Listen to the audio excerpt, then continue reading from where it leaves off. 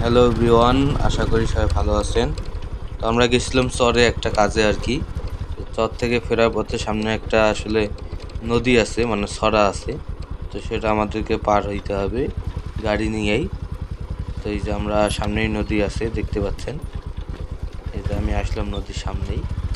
তো এখন আসলে এই নদীটা পার হইতে হবে। জল খুব বেশি যে তা না, পরিমাণে অল্প ছিল।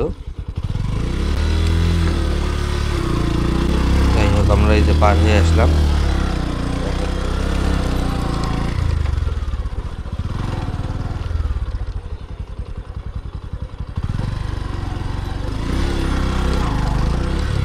এখন আমরা এতে উঠবো। ফাইনালি আসলে আমরা এখন চর থেকে আমাদের